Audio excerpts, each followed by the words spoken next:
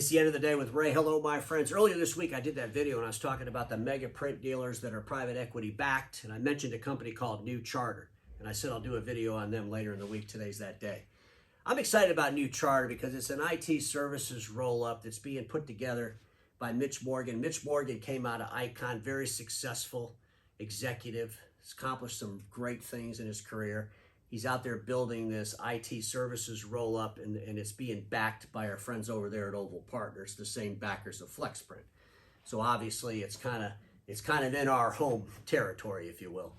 And so, what was interesting is, back when Oval Partners made the announcement that they were doing this New Charter thing, I did a video and I said this should be a slap in the face to the entire print industry because you got a major private equity group that owns FlexPrint, a print roll-up that's putting together a separate IT services roll-up, and the fact that they're not going to integrate that is kind of interesting to me. I believe they made the 100% right decision. There is no way in the world that I believe they could take 19 or 20 MSPs and put them inside that FlexPrint print company. That would be a total disaster. Not only that, I don't believe you would ever be able to get MSPs to agree to be part of a print roll-up. This is a big deal, folks. The print industry has struggled for over a decade to deliver IT services, to get other services and products into those accounts as print falls off the cliff. And I've talked about this a lot lately, but I believe our industry just believes that print's going to hang on forever and ever. And I try to do the analysis of some of the things that have just fallen off the cliff and fallen off the cliff. I found out another one. I thought of another one. This one's really close, especially to my Lanier dealer friends. Those Lanier folks, remember the old Lanier folks? Do you remember voice products? Remember those companies that just were huge and they were doing transcription services? Do you remember that? Competing against dictaphone?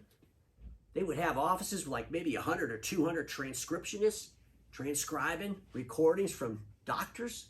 What a booming business that was. And then one day it just fell right off the cliff. They don't even teach that anymore. It doesn't even exist as an industry. Folks, that happened like within a few short years. Just boom, right off the cliff. So don't think that print's going to hang around the way you think it's going to hang around. And I'm talking about business print. Okay, I digress, but I'm hoping that transcription service and the voice products thing kind of hits you in the head and says, man, this thing could just fall off a cliff. Anyway, let's go back to New Charter. So New Charter out there, they got 19 companies now. But I did a video on New Charter back in March, 5 months ago. I went to New Charter's website. They had some metrics on the website. I took those metrics and I kind of dissected them. I'd love to have Mitch Morgan come on the end of the day with Ray, or maybe some of the folks from Oval Partners. You're always welcome to come on, so let me just throw that out there.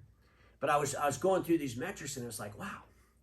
Then I look at their website recently, and I strongly suggest that all my friends go to the New Charter website. Check this out. There's a lot of great information on there. Look at the companies that they're acquiring. Look at what those companies are doing. Click on their websites. Just cruise through this website. It's full of great information. But they got these metrics up here, and these metrics changed quite a bit since March. I'm like, wow, this is some great stuff. I mean, I'm getting excited. I'm thinking, man, they must be thinking a lot like me. Got rid of some unprofitable clients as an example. So let me just share real quick what's happened since March, because that was only 5 months ago, and these people they're moving fast and furious, if you will. So they added 3 more companies. Back in March, they had 16. Now they're 19. They added 25 VCIOs. They added 16,670 endpoints. They got rid of 800 clients. That's a lot of clients in 5 months. 5 months ago, they had 3,200. Now they have 2,400. So they got rid of 800. And so, here's the reality. We don't know what the clients were that they got rid of. The New Charter has a whole bunch of different companies on this platform doing a lot of different components of IT. So it's not like your IT services company, like maybe my friend Milton, who's got a focused customers going out and delivering a specific deliverable that he's scaling because he's consistent. He's got his own stack and that kind of thing. This looks to be like a combination of a whole lot of different types of IT services deliverables coming together. It'll be interesting how they pull all this together. It'll be really interesting how they pull all this together. It'll take a lot of discipline, that's for sure. But here, if you take the new numbers and do some quick math, they have 150 VCIOs now. That's every 16 clients has a VCIO if you look at it that way. Their endpoints are 30. So their average endpoints per client are 30. Back in March, their average was 17. So that's a big deal because you want to have more endpoints per client. Because the more endpoints per client, the more money. Now, I know my friends in the print channel will think, oh, don't they get a discount if they have more endpoints? No, that's probably why you failed miserably at IT services.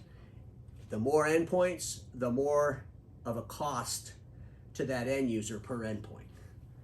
That's the truth, because it gets more complicated. I'm not going to explain it to you. So anyway, folks, they have 5 clients per engineer. And they have a total of 125 other employees that are not engineers or not VCIOs. So their human resource department's been pretty busy these last 3 months. There's no doubt about that. 200 different, 200 employees eliminated. There's just a lot of things going on here, and I'm sure it's pretty exciting for all of these companies. Join this thing and let's build this national company. But folks, I want to talk about branding and culture. Branding and culture. Maybe I can get with Mitch and we can dig in a little bit deeper on the actual deliverable of this new charter company as they go across the country, because I don't know the details of that. I can only take the numbers from the website and make some assumptions, and when I look at all the different companies that are in this portfolio, there's just a lot of different deliverables. So the numbers as we see them could mean something totally different to the real world that they're in. So I'd love to know that story. So Mitch, I'm offering again for you to come on the end of the day with Ray. But I want to talk about branding, and I know Mitch is going to get this right off the bat. You know what the acronym ICON stands for, right? I mean, you came from ICON. I know one name. I don't know what in the world these roll-ups are thinking. You got all these different entrepreneurs. These, by the way, these are the companies that are part of New Charger. But you got all these entrepreneurs out there. Oh, we got to have my name. I don't mind joining this roll-up, but my name's important to me. Here's what I believe should be important to you. Delivering remarkable services to your end users. You do a little math on that last slide I did. These companies are averaging 126 customers per company. Okay? These aren't companies with thousands of customers. Becoming New Charter a national entity is a good thing. Why is that a bad thing? Why do we have this perception that the customer's only going to buy from us if we have our name? Thankfully, McDonald's didn't think that way. Could you imagine? Yeah, Mr. Kroc, I'd love to have some McDonald's franchise, but I want to call it Ray's Burgers. You see, it didn't work. He wanted that national recognition. So today I want to share with you an argument on why this national recognition is so powerful, and why the way roll-ups worked back in the 90s, the times were a lot different. But even ICON figured it out back then. Here's the reality. When I'm done with today's episode, I'm going to post it on LinkedIn and YouTube. This video is going to be watched all over the world. It'll be watched in nearly every state in the United States. People in Chicago are going to watch it, LA, Dallas, Tampa, Minnesota. They're all going to watch it, right? The ability to take a national brand to a national audience has never been better than ever in history than now. Ever. Why are we building roll-ups with a phone book mentality? And I say a phone book mentality is because these small companies, what did they used to do? They go in the phone book, if they were really successful, maybe they do a full page ad. But they were marketing to zip codes in a geographic territory. If you're going to be a national brand, why don't you market to the national world, right? What are you doing? Why are you not taking advantage of the ability to blast a national brand? Businesses are marketing more and more through the social media apparatus, LinkedIn, Facebook, Twitter, TikTok, whatever your flavor. The ability to get a national brand to a national audience has never been easier, never been cheaper. I think we need to leave this phone book mentality away and focus on delivering remarkable services. What are you afraid of? When I went and I read some of the press releases, when these organizations join New Charter, and I hear things like we're able to keep our operations the same, we're able to keep our corporate culture the same, we're a local community, we're allowed to keep our local flavor. Look, there's nothing wrong with the local flavor, but what's wrong with a national flavor? What's wrong with a national flavor? There's more people that know about McDonald's than there is that know about the hamburger stand on the corner of 5th and Main. Why are you not wanting to be part of a national recognized brand? What's the stigma with that? I believe it's a stigma that's built on fantasy. I don't even think it exists in the real world today. I think these entrepreneurs are missing the boat. And when we talk about culture, and you'll hear it a lot. You'll hear it on the New Charter website through Mitch's words, and you'll hear it through the owners that sell, that partner up with New Charter. And they talk about this culture. And you know, we have light cultures. Here's the reality. Let's just be honest with everybody watching, okay? There's no way in the world that 19 corporate cultures are all going to be the same. I put a slide together just for this. And I got the word corporate culture. Over here I say this. Corporate culture is like a fingerprint. No two companies have the same culture. Corporate culture is like a fingerprint. No two companies have the same culture. These companies that are joining New Charter are lifestyle businesses. They're entrepreneurial-led businesses. There are 5, maybe 10, maybe there's some $15 million companies in there. They're small companies. And those entrepreneurs built these companies and built the culture around a small company mindset. They're part of a national brand.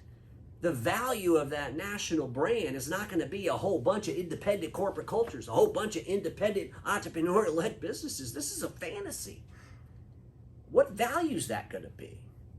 New Charter, this nationwide IT services company that does all these remarkable, wonderful things to end users and gives end users great experiences, recognized across the whole entire nation, that's valuable. And it has to be that way or it's not valuable. I think that when we do this, when we build these entities with all this autonomy, I think we diminish a lot of its value. And so I would suggest this, you know, should the entity be creating a new culture? We appreciate you joining our family, but now that you're in our family, we have this culture that's defined by all of us. But it's not defined by our individual cultures. It's defined by a new culture that we create. This is important, folks. And the best way to create this corporate culture, this national corporate culture, is to have, well, the same brand. Wouldn't it start there? I believe if you brand it, the main brand, all over the country, you're going to build that corporate culture about the brand, about those end users that benefit from that brand of these 19 or 20 or 25 different corporations that come together. Ladies and gentlemen, it's not about autonomy. You can't build a successful national brand by putting a whole bunch of companies together and allowing all those companies to remain autonomous. It's never going to work. And I think we should face the reality of that when we get into these things, because we could speed up the process to bring everything together quicker so that we could deliver those exceptional experiences to those end users. Just some things to think about, my friends, because we all know this. Status quo is the killer of all that'll be invented. Don't get stuck in status quo, and I'll see you all on Monday.